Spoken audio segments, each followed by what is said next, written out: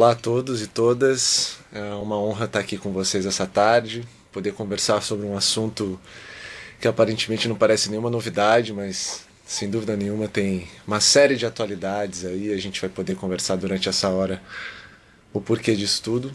Queria agradecer o pessoal do Telesaúde pelo convite e a chance da gente conversar.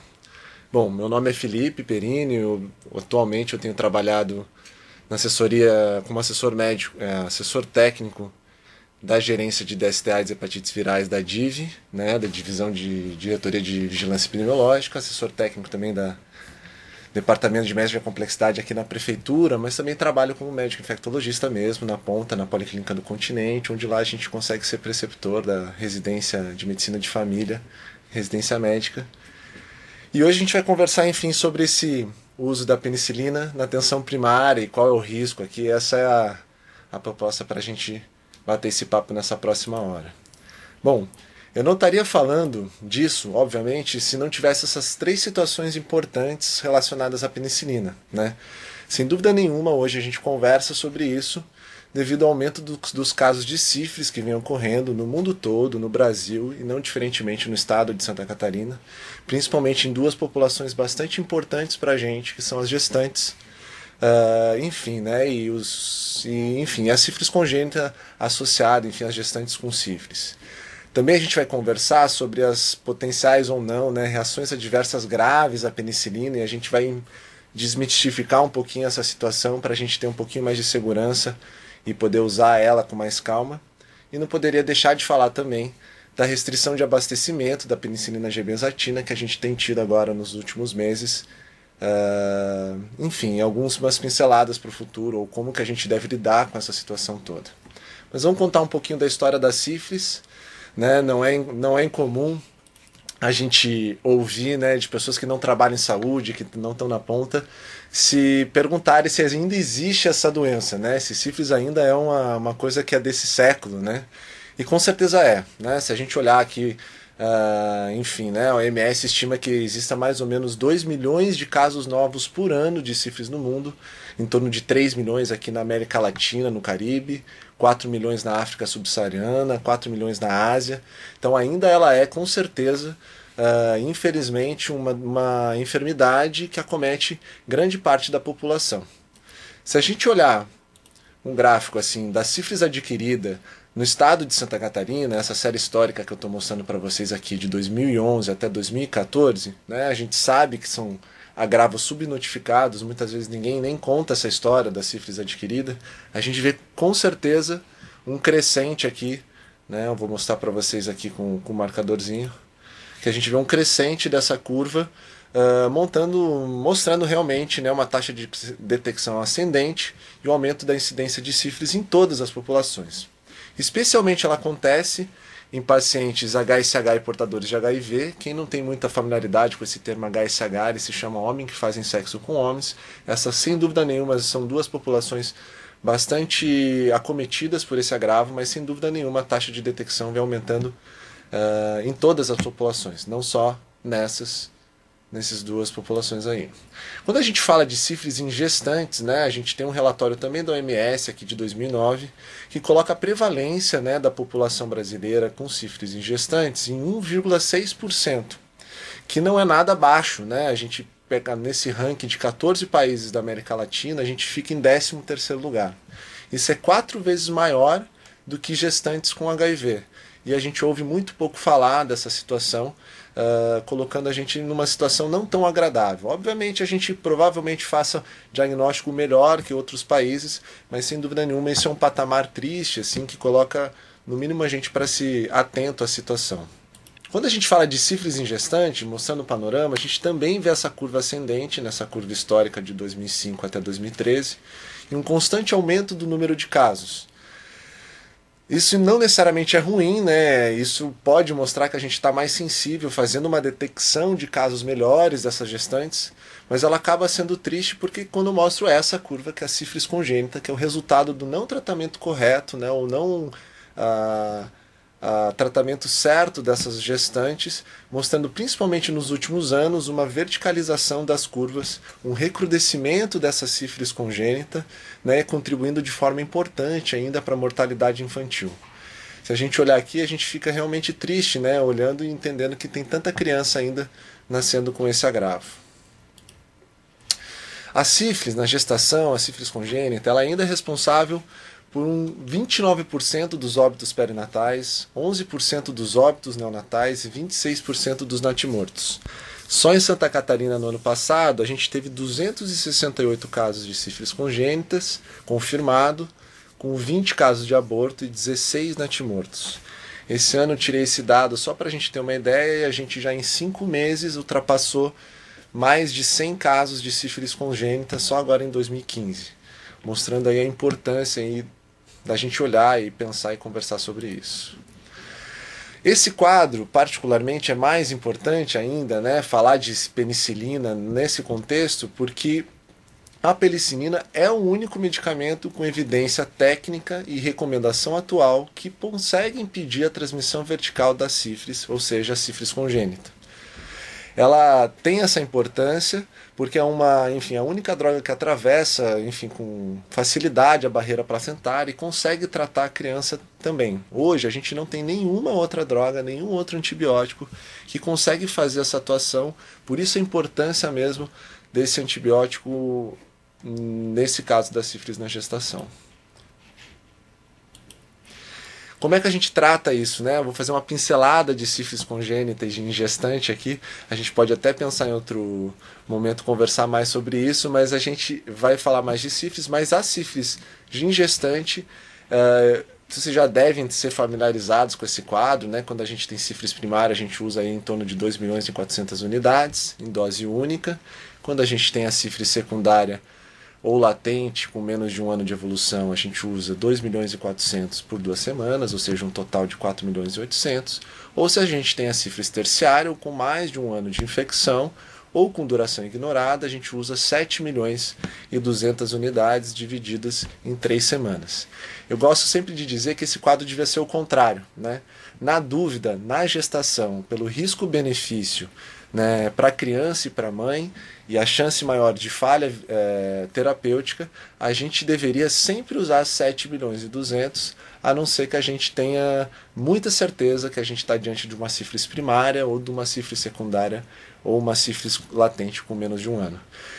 A penicilina é tão importante na gestação, no tratamento da sífilis na gestante, que mesmo a gestante que tenha relato ou que se diga alérgica à penicilina, a gente deve procurar fazer a dessensibilização, porque essa é a única forma da gente prevenir a criança do caso. E a gente vai usar mesmo a eritromicina, né, o esteariato, só em último caso, quando a gente não tiver mesmo outra chance. Enfim, a gente sempre deve buscar o tratamento com a sífilis, da sífilis na gestação com penicilina.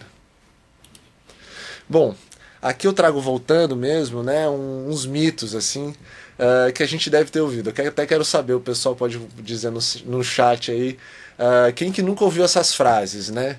A reação alérgica à penicilina, à benzatina, é algo comum.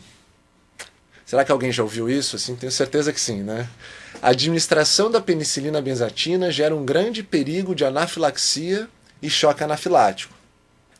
Ou a gente ouve às vezes, né, que a administração da penicilina G-benzatina na atenção primária traz um risco ao paciente e à equipe de saúde assistente que supera os benefícios do seu uso. Quem que já ouviu essa história aí? Né? Com certeza. Mas será que é tão verdade isso? Bom, as penicilinas, né, para contar um pouco da história delas, é uma classe importante de antimicrobianos que a gente usa em todos os níveis de atenção. Atenção primária, secundária, terciária, em hospital, em emergência, né? Ela tem uma enorme importância mesmo como agente antimicrobiano. E ela é, na atenção primária, sem dúvida nenhuma, medicamento de escolha para várias enfermidades, mas principalmente para faringite por estreptococcus, infecções por treponemas como a sífilis ou a profilaxia da febre reumática. Muito usado, principalmente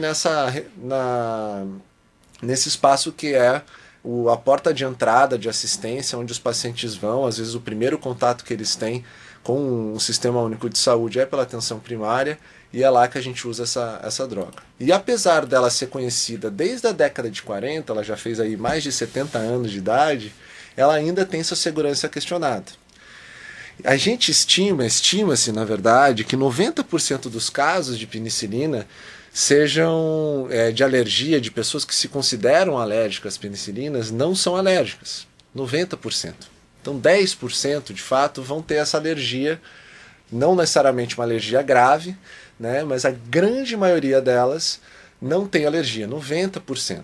Muitas vezes, né, esses relatos estão relacionados a distúrbios neurovegetativos, reações vagais, é um medo, né, uma ansiedade, medo da dor. A gente sabe que a população conhece que a penicilina, às vezes, ela pode ser muito dolorida e às vezes tem muito medo dessa aplicação da injeção, e que isso pode simular de alguma maneira algum tipo de alergia ou algum tipo de reação diante dessa droga.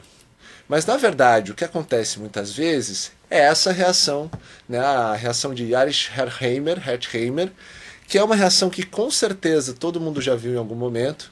Ela é bastante comum, principalmente nas fases recentes da sífilis. É uma reação inflamatória pela quebra do treponema causada pelo, enfim, o uso da penicilina, né? A penicilina quebra o treponema e mata o treponema, e esses pedacinhos fazem uma reação inflamatória. Mas trata-se de uma reação benigna que acontece em torno de 2 a 4 horas após o tratamento, que nunca evolui por mais tempo do que 24, 48 horas, e que pode causar um pouquinho de febre, calafrio, mialgia, cefaleia, hipotensão, taquicardia, às vezes até acentuação das lesões cutâneas. Mas ela não se trata de uma alergia, né? Essa reação, Hersheimer, ela é bastante antiga, bastante conhecida. Ela não funciona exatamente só para penicilina, mas ela funciona para todas as drogas enfim, para todos os treponemas, né? Isso acontece também para a leptospirose, por exemplo, que é um treponema. E é uma reação benigna que a gente trata com sintomáticos e que ela acontece geralmente na primeira dose da penicilina, né? Já na segunda dose, se o paciente for receber na semana seguinte, terminando o seu tratamento, essa reação não vai acontecer. Então é sempre importante avisar o paciente que vai ter isso, mas que vai passar e que não se trata de uma alergia de fato, de verdade, mas ela vai acontecer, né? Então isso muitas vezes, tanto os profissionais quanto os pacientes acreditam que se trata de uma reação alérgica às penicilinas, e isso faz a gente deixar de usar essa excelente droga que a gente conhece há 70 anos e que tem uma enorme importância e que às vezes, né, enfim, se traduz infelizmente em casos até de sífilis congênita. Bom, aqui eu vou trazer algumas outras coisas que são questões regulamentares relacionadas às portarias, né? A gente sabe que existe um enorme receio do uso das penicilinas com relação à alérgica, principalmente aos fatos das anafilaxias, e a capacidade da atenção primária de atender essas reações de uma maneira, enfim, né, corriqueira e fácil. E isso trouxe uma necessidade de uma regulamentação diante desse receio, enfim, uma das portarias que regula isso foi a portaria 156 de janeiro de 2006, e que contou nessa época que haveria necessidade de medicamentos e um instrumental mínimo para tratar eventuais reações adversas de anafilaxia.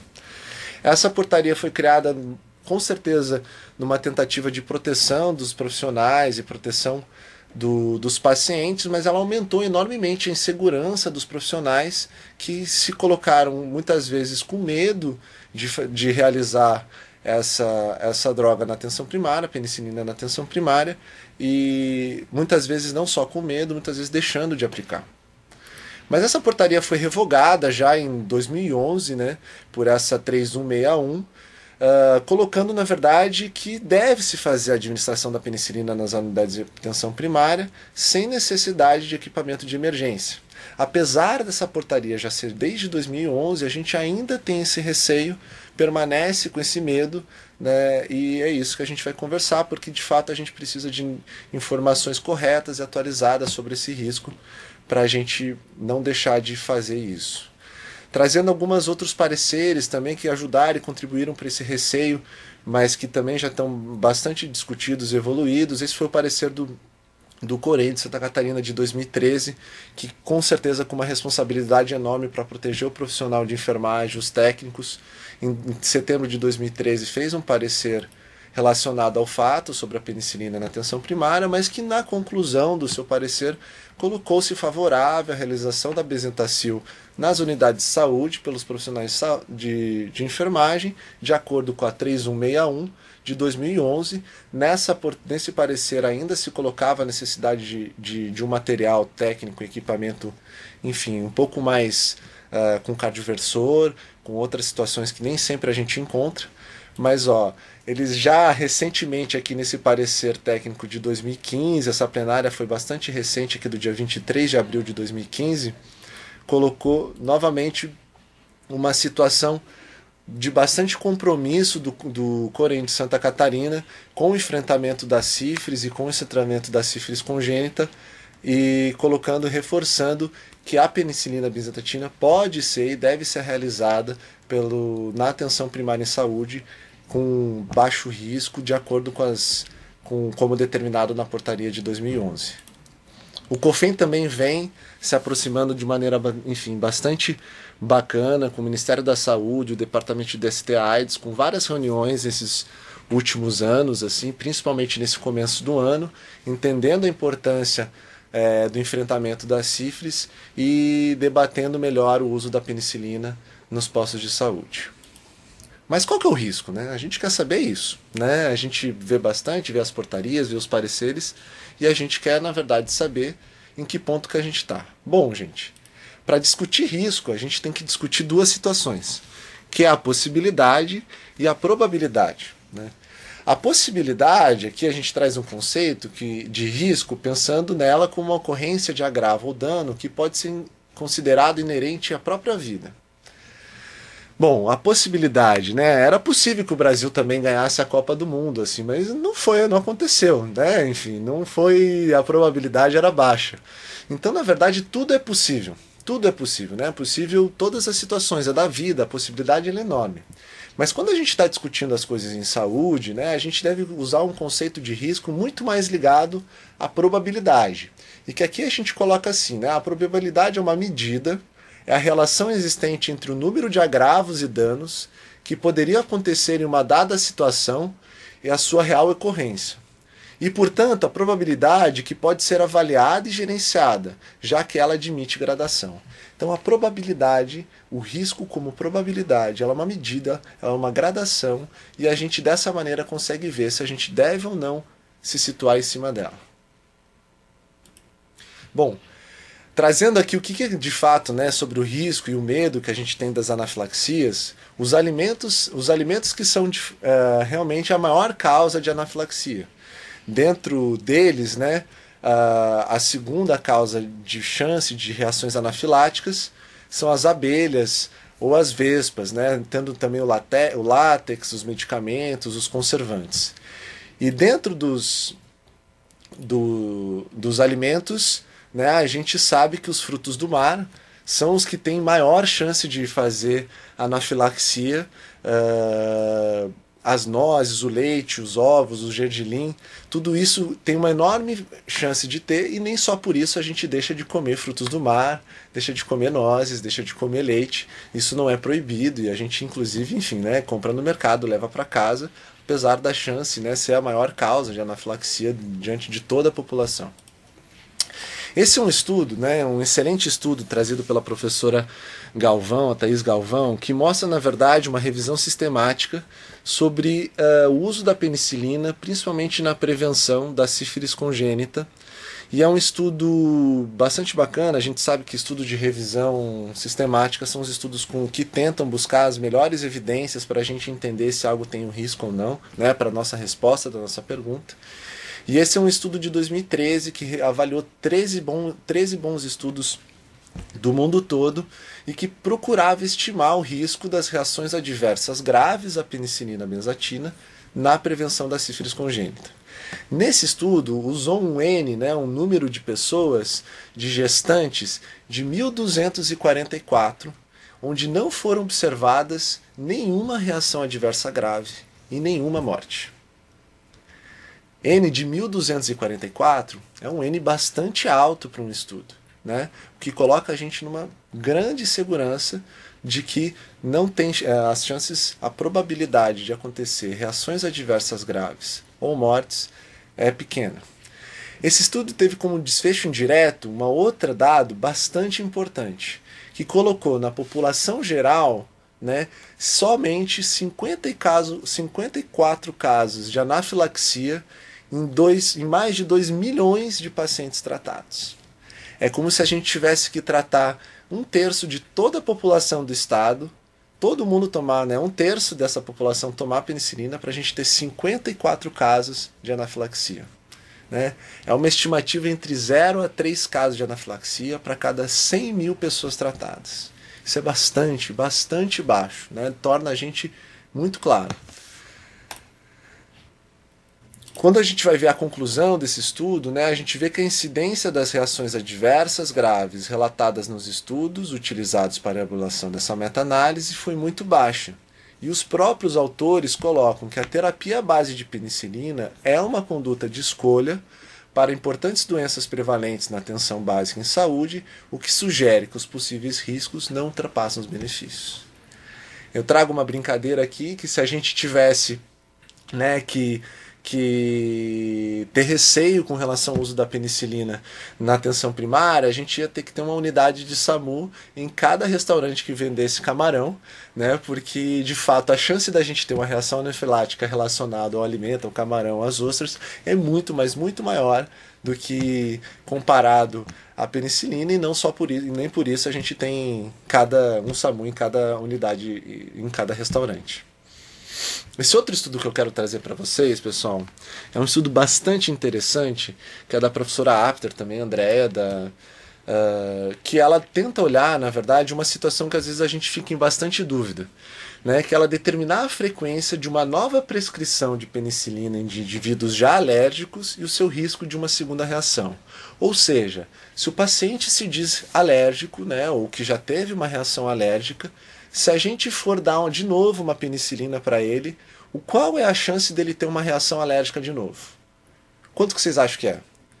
50%, 60%? É isso que geralmente a gente ouve, né? Ou mais, 70%? Vamos dar uma olhada e a gente vai ficar surpreendido quando a gente olha para os dados. Eu sei que aqui está em inglês a situação, mas eu vou descrever para vocês assim com bastante calma que a gente vai ver. Então, na verdade, eles usaram para fazer esse estudo uma base de dados bastante importante, que é uma base de dados inglesa da atenção primária do Sistema Nacional de Saúde inglês, né, e é uma base de dados, enfim, considerada bastante confiável, bastante boa, em que eles conseguiram analisar mais ou menos mais de 3 milhões de pacientes, né, que chegaram a tomar penicilina. Aqui é qualquer penicilina, não só a benzatina. E desses mais de 3 milhões de pacientes que tomaram essa penicilina, né, que fizeram uso dessa penicilina, apenas 6.212 tiveram alguma reação adversa. E essa reação adversa, essa reação alérgica, não é necessariamente anafilaxia. Então, aquilo que a gente imagina, que usar penicilina tem um alto risco de ter uma reação alérgica, não é bem verdade. A gente está falando aqui em menos de 1%, 0,18%, tornando uma droga bem segura para a gente pensar. Desses mais de 3 milhões de pacientes observados, 2 milhões, um pouco mais que 2 milhões, receberam nos próximos 60 dias uma nova prescrição de penicilina.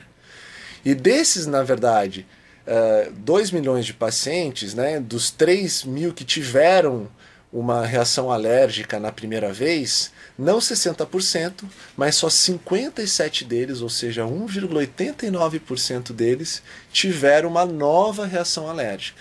Então aquela história que a gente acredita do paciente que já teve uma reação alérgica à penicilina, tomar uma penicilina de novo vai ter de novo reação alérgica, não é bem verdade, né? A gente aqui por esse estudo mostra que é menos de 2% desses pacientes que vão ter.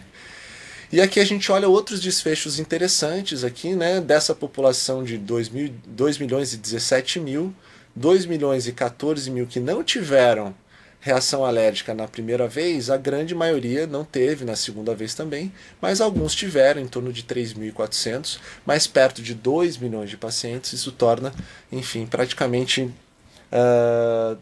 muito, né? Existem coisas que a gente faz na atenção primária, remédios que a gente prescreve, condutas que a gente toma muito mais importantes, às vezes, que tem mais chance de fazer essa reação. E quando a gente olha para as reações que aconteceram, né, todas que a gente está falando, a gente está no universo de, naqueles 2 milhões de pacientes tratados, a gente está falando aqui de 16 pacientes que tiveram de fato anafilaxia. E 32, né, na segunda dose também. A grande maioria das reações alérgicas foram as reações de urticária, em torno aí um pouco mais de 70%. Então, essa história de que a gente tem grande chance de ter uma anafilaxia com o uso da penicilina, acho que agora vocês devem estar convencidos que não é bem verdade assim, né? Espero. Quando a gente fala de outros medicamentos, né, anti-inflamatórios não esteroidais, por exemplo, diclofenaco, que é uma coisa comum que a gente usa, né, eles são mais da metade das anafilaxias induzidas por drogas são atribuídos a esses anti-inflamatórios. E muitas vezes a gente prescreve esses anti-inflamatórios para o paciente tomar em casa, né, e nem por isso a gente tem tanto medo, tanto receio, e a gente acaba prescrevendo. Quando a gente fala de anestésico local, né, por exemplo, a lidocaína, a gente está falando de uma chance, uma probabilidade de ter reações anafiláticas em torno de 1 para cada 3.500 ou 1 para cada 20.000 doses aplicadas. Lembra quanto que era lá a penicilina que a gente viu naquele estudo? Era de 0 a 3 para cada 100.000, né, pacientes tratados. Então isso aqui a gente usa, enfim, né, para fazer suturas na unidade ou para alguma intervenção odontológica, e nem só por isso a gente tem tanto receio. Bom, dessa forma a gente se coloca num dilema, né? Sem dúvida nenhuma. Uma vez que, diante dessas informações e diante dessas coisas todas, a gente tem que tomar uma decisão a partir de agora. Quando a gente tiver um caso, uma necessidade de aplicar essa penicilina na nossa unidade, se a gente vai ter, enfim, confiança ou não para fazer esse fato, né? A gente sabe muitas vezes que a gente tem portarias, uma série de situações, um enorme medo, um enorme receio, mas a gente sabe também que parte dessa situação da gente não aplicar é responsável por um aumento do número de casos de sífilis congênita, de sífilis nas gestantes ou outras enfermidades que a gente poderia tá, enfim, com certeza trabalhando para a gente diminuir e deixando de usar essa droga importante. Mas de qualquer maneira, não podia deixar de comentar com vocês, né, uma situação que a gente vem vivendo mais recentemente, que é a restrição do abastecimento da penicilina benzatina. Essa triste situação, sem dúvida nenhuma, eu digo triste, né, porque se for pensar que a gente tem, enfim, tantos recursos, tantas coisas, e a gente ficar diante do fato de não ter uma droga tão importante, com aqueles dados que eu apresentei para vocês, do aumento do número de casos, né, coloca a gente, sem dúvida nenhuma, bastante triste, né, com essa restrição de abastecimento. Mas o que a gente pode conversar e colocar, né? O que a gente sabe hoje, assim, né? Que de fato nos últimos meses a gente está tendo uma redução da oferta dela no mercado brasileiro. Ela tem acontecido, inclusive no mercado privado, né? A gente sabe que às vezes a gente não consegue encontrar penicilina, a bezetacil nem mesmo nas farmácias privadas para comprar para os pacientes. Isso se dá tem mostrado, né, uma série de desabastecimentos dos estoques dos municípios.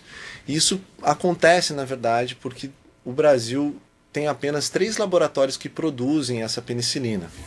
Um deles está situado na cidade de São Paulo e tem a sua produção voltada para o estado de São Paulo. Foi feita uma série de aproximações e potencialmente, né, a gente recebeu recentemente uma carta, enfim, do Ministério contando que esse laboratório vai procurar aumentar a sua produção e regularizar essa produção para distribuir para outros para outros estados, além do estado de São Paulo. E os outros 2 laboratórios que produzem no Brasil também, eles tiveram uma dificuldade de produção e obtenção desse insumo farmacêutico ativo. Né? Eles tiveram um problema, um deles teve um problema com um lote que saiu do padrão de qualidade, aumentou realmente o número de uso e necessidade da penicilina, mas a promessa, enfim, que a gente ouve, né, é que isso seja regularizado o mais precoce possível, né, dessa situação, a produção já para os próximos meses. Assim, acho que tem sido feito vários esforços e várias tentativas para que de fato não falte penicilina. Infelizmente, nessa situação ainda a gente não tem também como ter uma previsão plena, certinha de como vai ser. E isso torna crítico, obviamente, né, quando a gente está falando da gestante, que foi o que a gente conversou, porque ela é o único medicamento com evidência técnica para impedir a sífilis congênita.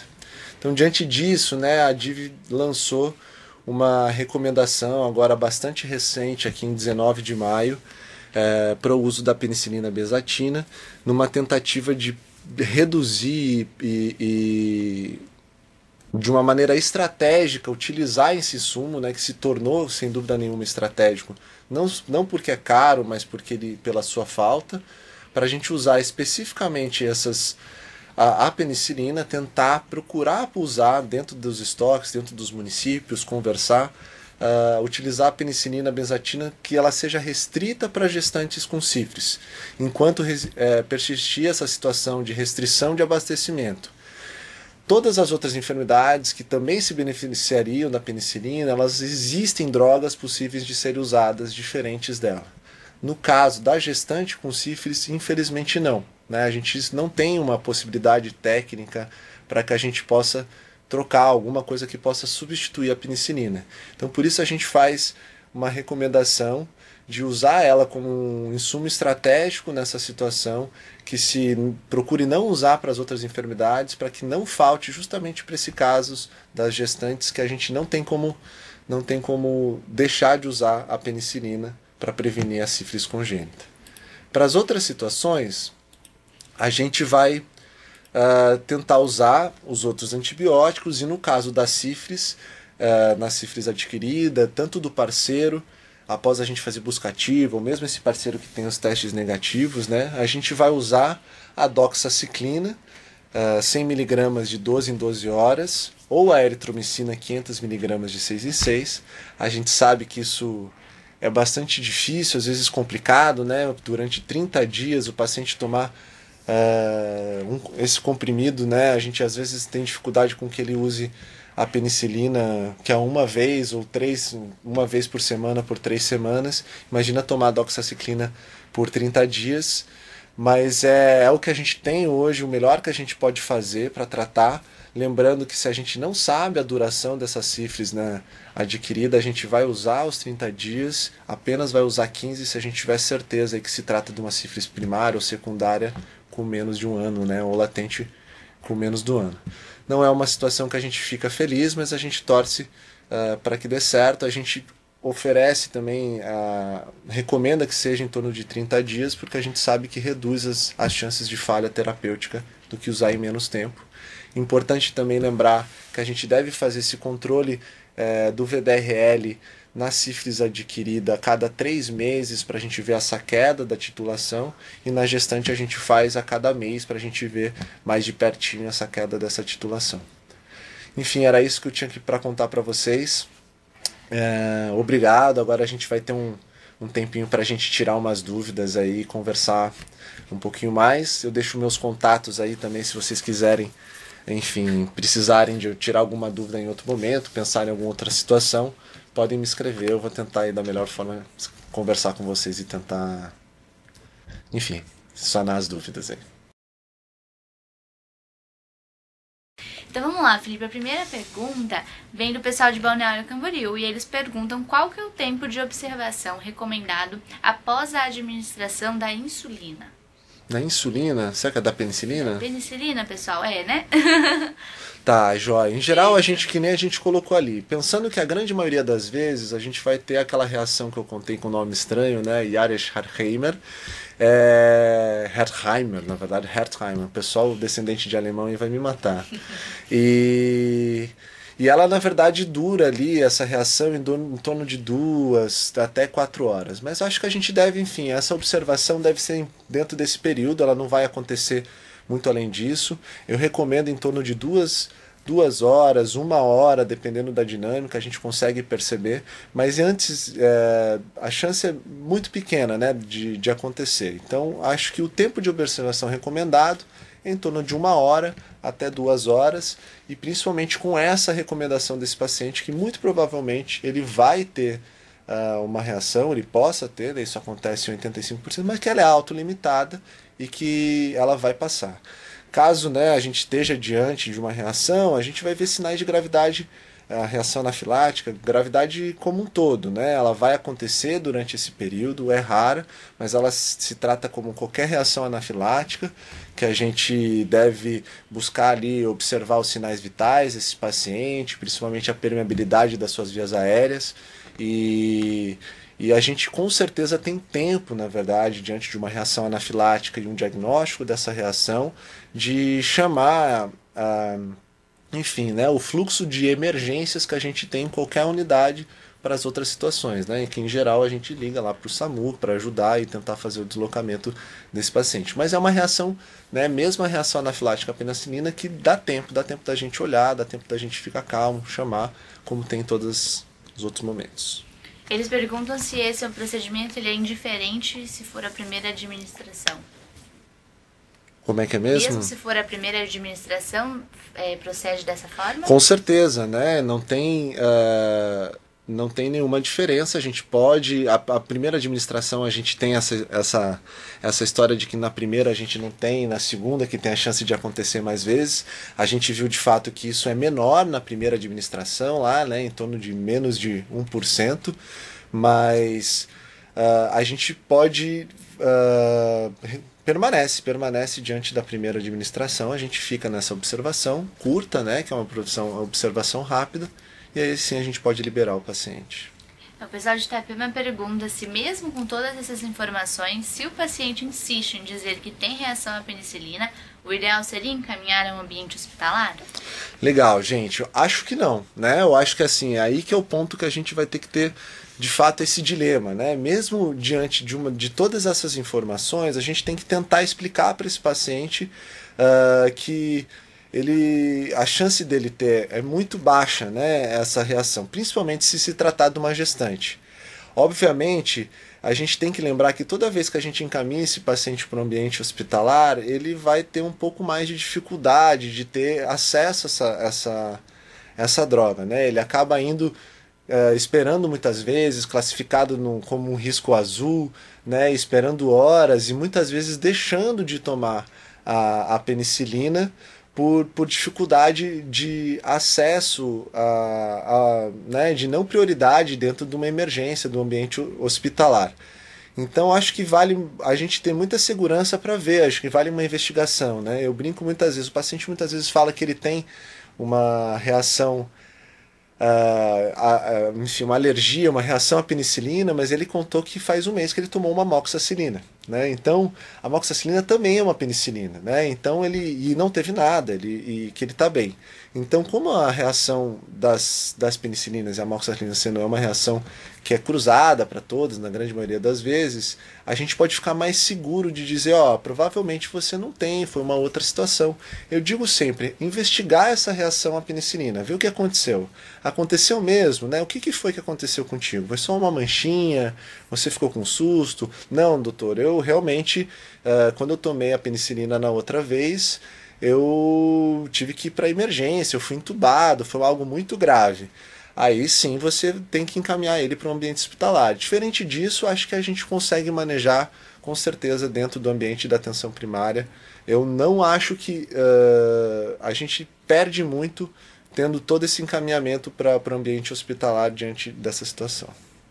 O pessoal de Jaguaruna comentou que eles conhecem um caso que o paciente sempre utilizou a Bezetacil e faleceu. Vamos lá, boa tarde, Giz. Aonde que tá aqui esse? É que eles estavam ali em cima, em caixa alta. Em caixa alta. Conheço um caso em que o paciente sempre utilizou a Bezetacil e faleceu. Ele sempre usou e faleceu. Poxa, enfim, acho... eu fico um pouco intrigado com essas situações às vezes, assim, né? Porque a gente, às vezes a própria reação anafilática, ela é uma reação que ainda a gente tem tempo, né, de fazer uma assistência, né? Mesmo nos piores situações, que é a reação anafilática, que é a que a gente tem mais medo, se a gente tiver cautela, observar, ver e fazer os procedimentos corretos de encaminhamento para emergências na atenção primária, a gente vai com certeza salvar esse paciente, né? Ele vai falecer se ele ficar desassistido. Se a gente estiver em cima dele, né, cuidando, com certeza ele não vai se perder. O pessoal de Papanduva, da Boa Tarde, pergunta se em gestantes, sífilis reagente com titulação 1/32, que realizou o esquema para sífilis tardia e após um mês, titulação 1/8, já está no terceiro trimestre, deve repetir esquema com Bezetacil ou acompanha a titulação? Legal, bem bacana essa pergunta, pessoal. Eu acho que vai surgindo as histórias da gente ter um caso para a gente conversar de sífilis, mas não, né? A gente sabe que quando a gente termina o ciclo de tratamento, né, a gente espera uma queda de titulação de 2 títulos entre 3 a 6 meses, mas como na gestante a gente faz todo mês, essa queda de titulação de 1/32, uma queda de 2 títulos, ela está dentro do esperado, né? A gente deve continuar fazendo essa mês a mês para a gente considerar com certeza essa paciente livre de sífilis. E se caso essa titulação suba não só 1 título, mas 2 títulos, ou seja, ela voltar para 1/32, ou ela cair no próximo teste e voltar a ter uma elevação de 2 títulos, aí sim a gente pode considerar uma reinfecção, uma falha de tratamento, e aí sim a gente precisa retratar. Mas por enquanto, nesse caso aí, a gente só acompanha a titulação mesmo. O pessoal de Balneário Camboriú então pergunta se a prescrição de lidocaína como analgesia, é isso, né? Associada na administração de penicilina IM interfere no seu efeito? Enfim, essa é uma pergunta que acontece, né? Às vezes a gente tenta usar algum tipo de analgésico para reduzir a dor relacionado ao uso da penicilina. De fato, ninguém testou, né, isso como um estudo randomizado, duplo cego, enfim, né, brincando, mas para entender se de fato tem uma interferência. O ideal é que a gente procure não misturar, né? A gente sabe que toda vez que a gente coloca um outro fármaco, a gente acaba mudando a farmacocinética, dinâmica de cada medicamento. Acho que vale na administração da penicilina a gente ter calma, né? Às vezes é difícil realmente com uma unidade toda cheia, com uma demanda importante, a gente fazer uma aplicação, se o paciente já está ansioso e tudo mais, a gente procurar ter muita cautela para procurar não usar a lidocaína e tentar fazer com muita calma essa penicilina para que a gente com certeza reduza a dor, né? Não é proscrito a gente usar a lidocaína, mas eu recomendo não usar, né? A gente não sabe se de fato ela interfere, porque isso depende muito da dinâmica e não tem estudo para dizer se sim, né? A gente vai com certeza ter que ver e avaliar isso depois com acompanhamento da sorologia, né, no caso da sífilis, se for o caso, para a gente ver se a gente não teve falha, mas enfim, potencialmente pode ter uma interferência sim. O pessoal de Luiz Alves, então, eles comentam que acham que a grande preocupação é, por exemplo, eles trabalham no município rural. Para chegar na unidade deles, o bombeiro demora entre 15 e 20 minutos. Então, até voltar para o hospital, chega em torno de 40 minutos. E eles não têm nada para reverter em caso de reação anafilática. Daí eu estarei respaldada juridicamente caso aconteça essa reação. Eu compreendi que é muito raro, mas se acontecer, eu não tenho dúvida de que a família irá me processar ou o profissional que aplicou. Então, eles têm bastante receio. Legal. Então, assim, o mais bacana disso tudo é a gente entender que na reação anafilática, até chegar num ponto de uma parada, enfim, cardíaca e cardiorrespiratória, ela é um ponto muito além ainda desse tempo que a gente está prevendo, entre 15 e 20 minutos ou até mesmo 40 minutos, né? Diante de um diagnóstico de reação anafilática, anafilática, que a gente vai ver, enfim, né, uma taquicardia, a gente vai ver uma queda de pressão e o paciente, na verdade, uma taquipneia. Com toda essa situação, a droga de escolha para usar enfim, a epinefrina, a adrenalina, que a gente, enfim, na dose de adulto, usa em torno de meio ml, né, na face lateral da coxa, no terço médio, e que a gente pode ir usando ela a cada 15 minutos. Então, não necessariamente a gente vai precisar usar um cardioversor para fazer o tratamento da reação anafilática. A reação anafilática, no primeiro momento, o que a gente vai usar, e isso independe se é para penicilina ou para, enfim, né, uma outra situação de reação anafilática, é a epinefrina. Isso a gente consegue ter, a adrenalina, e a gente consegue levar numa maletinha e de aplicação intramuscular mesmo na coxa, de fácil utilização, em que a gente pode repetir aí a cada 15 minutos e que a grande maioria das vezes reverte a reação e a gente vai acompanhando esse paciente, dando tempo de chegar num espaço. Tenho certeza que enfim, né, o ponto principal é a gente tentar fazer o melhor para o paciente, né? Lembrando, gente, que a gente está falando aqui em coisas de 54 casos para 2 milhões, né, de pacientes usados, tratados, e que nem todas dessas reações são reações anafiláticas, né? Então, de fato, eu mesmo nunca vi, e olha que usei bastante penicilina. Eu já vi muito relato, né, de paciente que teve reação a Plasil, Zofran, até mesmo dipirona, e isso a gente usa com calma, né? Usa a torta direita, digamos assim. A gente prescreve muito isso, assim.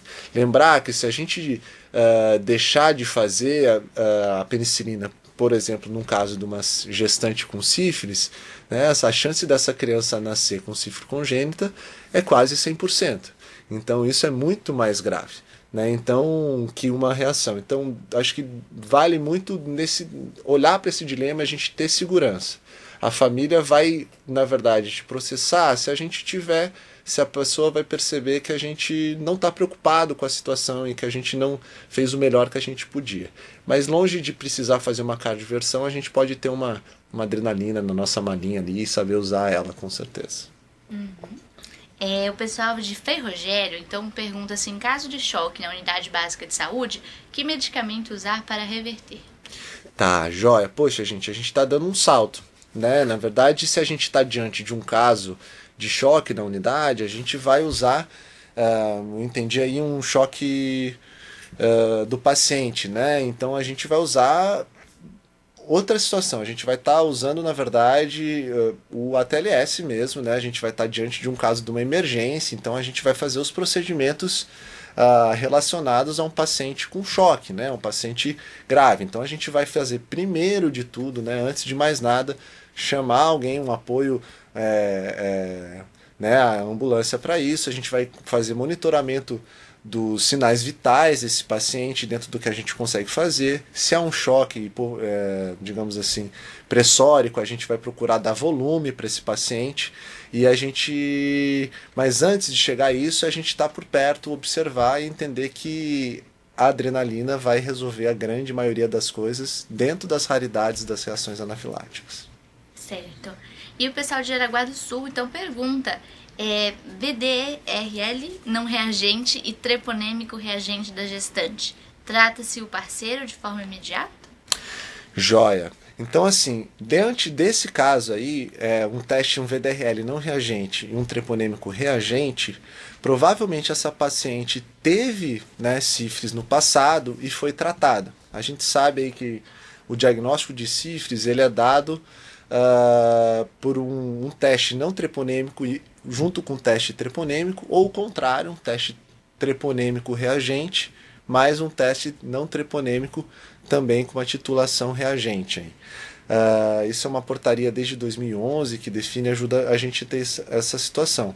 Então essa gestante, né, nesse caso, ela não se trata de uma gestante com sífilis. Ela provavelmente teve sífilis no passado, ou ela já tratou por uma amidalite, ela acabou ganhando uma penicilina, bezatina, ou tratando de alguma outra forma com algum outro antibiótico. Então essa gestante não fecha o critério para sífilis, porque ela tem o VDRL nesse caso não reagente, e ela só mostrou que esse treponêmico reagente dela é uma exposição antiga ao treponema, a sífilis. Certo. Pessoal, mais alguma pergunta? Acho que o pessoal ainda está digitando, mas eles também comentaram entre aí as dúvidas, Felipe, que a web foi muito boa, bastante esclarecedora. Que bom, que bom. Tu consegues acompanhar também? Dá para dar uma olhadinha, enfim, é a primeira vez que eu venho aqui com a equipe do Telesaúde. É bastante bacana a gente poder ter essa chance. Sem dúvida nenhuma, a sífilis e o VDRL, essa coisa da avaliação e de ver, ela causa uma série de dúvidas às vezes na gente. A gente acaba... Eu brinco que às vezes é imprevisível, né? E às vezes a gente não consegue entender só com os 2 testes, às vezes tem que repetir para entender. Felipe, voltando ali a pergunta do pessoal de Jaraguá do Sul, eles também perguntaram se trata o parceiro de forma imediata. Ah, jóia. Então assim, como nesse caso, né, então vamos lá. Então vamos pensar numa hipótese assim mais ampla assim, né? Partindo da concepção de que a gestante tem sífilis, né, que a gente fechou o diagnóstico de sífilis na gestante, o parceiro a gente sempre trata, né, independente da sorologia dele.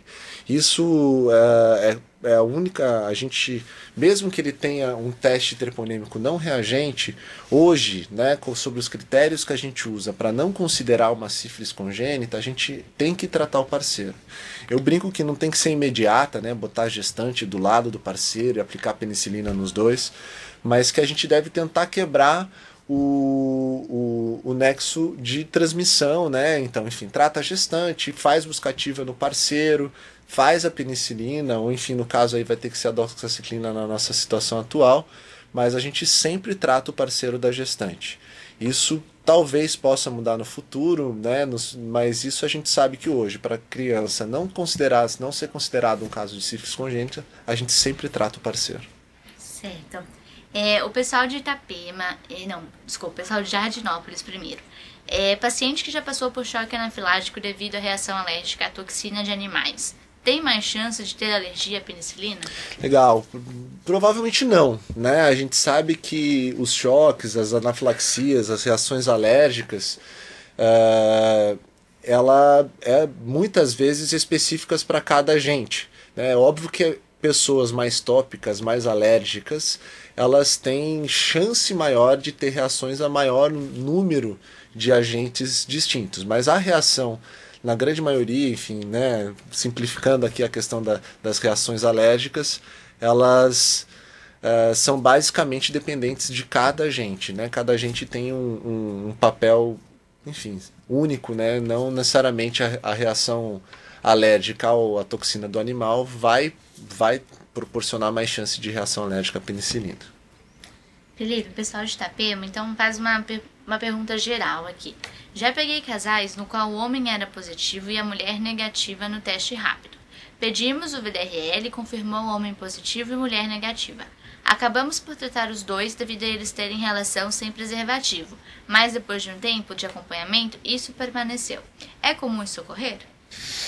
Tá certo. Eu acho que foi legal a atitude de vocês, né, de tentar tratar e quebrar o nexo de transmissão, né? A gente sabe que às vezes, logo do início pré-sintomático, né, pré-lesão do cancro duro, né, da sífilis primária, existe a chance dos testes ainda não serem positivos. É um período curto, principalmente para os testes rápidos, que são os testes treponêmicos, em torno aí de uns 10 dias, mas que é interessante para a gente quebrar o nexo de transmissão, tratar os dois.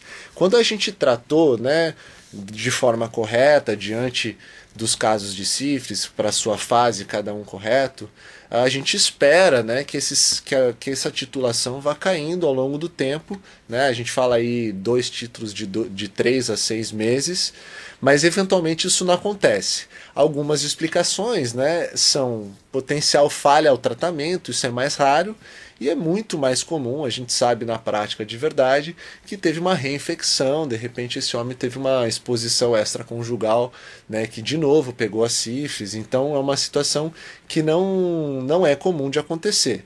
Né? Eu digo assim, o teste rápido, né, ou o teste treponêmico, outro comum que é o FTABS, ele permanece positivo de fato pela vida toda do paciente, mas o VDRL tem que cair após tratamento. Caso a gente tenha permanência disso, a gente deve investigar se não teve nova exposição de risco ou, enfim, né, se não tem outras comorbidades associadas, como HIV ou outras situações que podem, enfim, construir outros reservatórios, outras situações que a gente tem que investigar.